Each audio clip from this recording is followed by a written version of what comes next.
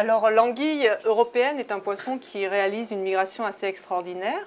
Les adultes se reproduisent à quelques 5000 km de leur zone de croissance, dans une zone qu'on appelle la mer des Sargasses. Et les jeunes larves vont revenir pour peupler les côtes européennes, du nord de l'Afrique jusqu'à la Scandinavie. Mais en fait, c'est essentiellement la France et l'Espagne qui vont recevoir le plus d'individus. Les jeunes larves, elles vont grandir pendant leur migration transocéanique et elles se métamorphoseront en civelles à leur arrivée sur le plateau continental.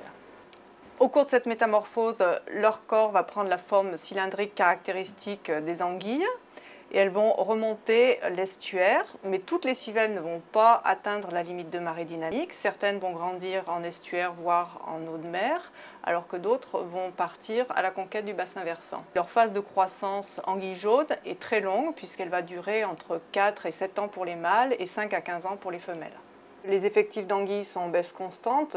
L'indice, par exemple, de la présence de juvéniles, en ce moment, elle est à moins de 10% des effectifs qu'on trouvait dans les années 80 et avant. Alors les causes de cette baisse des effectifs, elles sont multiples.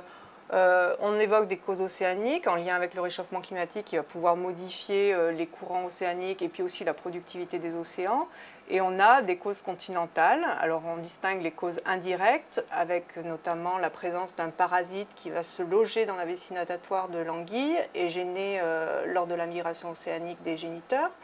Il y a aussi la disparition des habitats qui est liée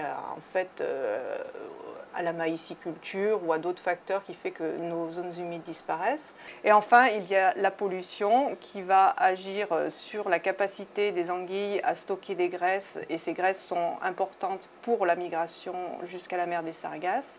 Et aussi, ça peut agir sur la survie des jeunes larves. Parmi les causes directes, les mortalités au barrage avec le passage dans les turbines et aussi la pêche à tous les stades, civelle, anguille jaune ou anguille argentée. Nos travaux se concentrent sur la migration estuarienne des civelles.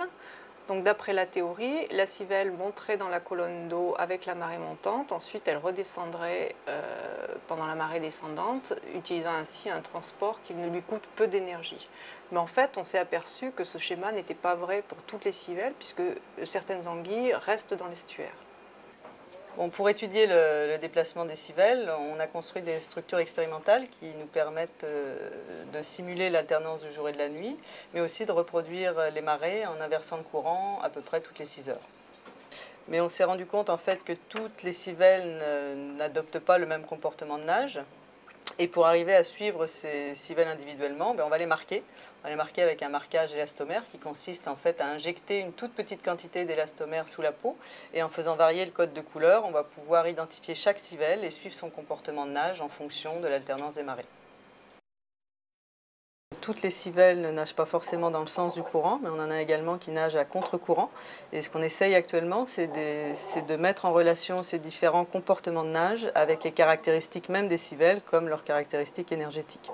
Donc toutes les civelles ne vont pas rejoindre l'eau douce et celles qui vont croître en estuaire ou au contraire celles qui vont croître dans le haut des bassins versants ne vont pas connaître les mêmes opportunités de croissance.